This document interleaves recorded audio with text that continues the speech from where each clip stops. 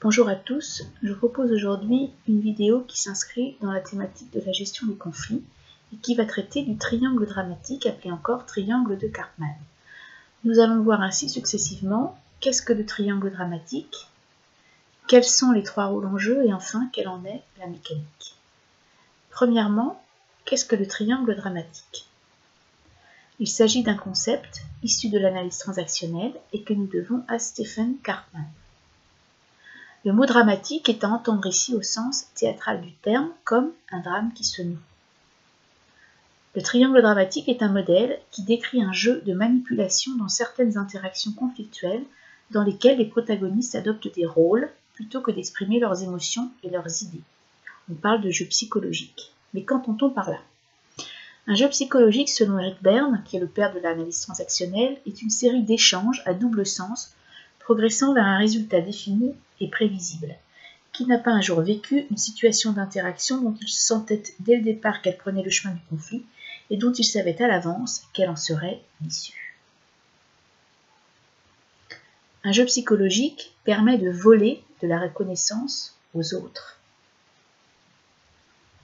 Un jeu psychologique, et le triangle de Karpman en particulier, est une grille de décodage des conflits interpersonnels pour les comprendre et en sortir. Quels sont les trois rôles présents dans le triangle dramatique? Le persécuteur, la victime et le sauveur. Voyons successivement ces trois rôles.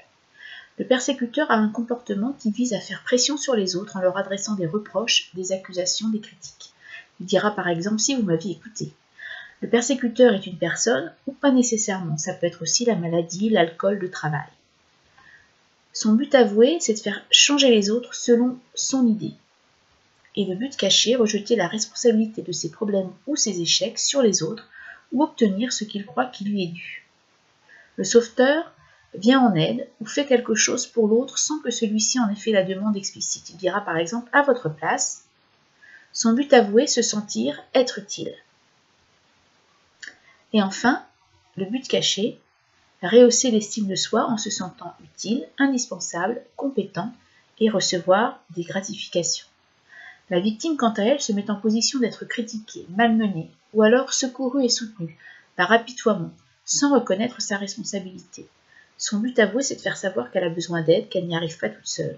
Et son but caché, faire sentir à son interlocuteur qu'il est impuissant et incapable de résoudre ses problèmes. Il y a deux sortes de victimes. La première, c'est celle que l'on va appeler la victime soumise. Elle se sent dévalorisée, faible, elle a souvent une très forte peur de manquer. Et puis il y a la victime rebelle, agressive, revendicatrice. Elle a souvent une peur d'être abandonnée. Deuxième partie, quelle est la mécanique du triangle? Troisième partie, pardon, quelle est la mécanique du triangle dramatique? Donc le mécanisme du jeu psychologique. On entre dans le triangle dramatique par n'importe lequel de ces trois rôles. Deuxième mécanisme, on peut changer de rôle à tout moment. Dans une même interaction, on peut passer de l'un à l'autre. On peut même jouer parfois plusieurs rôles à la fois, ce qui complique évidemment les choses et la lecture de la situation. Et enfin, on a souvent un rôle de prédilection, notamment par lequel on va entrer dans le triangle dramatique. Un exemple, situé dans la sphère personnelle. Imaginons un père qui dit à son fils « T'as pas encore fait tes devoirs ?» sur un ton un peu menaçant ou de reproche. La mère, quant à elle, dit « Mais il vient juste de rentrer. » Et enfin, le fils, lui, répond « J'ai un DM, un devoir maison, mais je n'y arrive pas. » Voilà, premier exemple. Qu'est-ce que l'on observe? Le père, lui, a un rôle plutôt de persécuteur. La mère, quant à elle, va venir en sauvetage de son fils qui ne lui a rien demandé, mais c'est la position qu'elle adopte. Et enfin, le fils, lui, va se positionner dans un rôle de victime impuissante à faire son devoir maison seul. Le père enchaîne, et si tu m'avais écouté, tu m'aurais demandé de l'aide. Un peu sur le même mode que précédemment. Et la mère qui, elle, dit au père, t'es jamais content de ce qui se passe.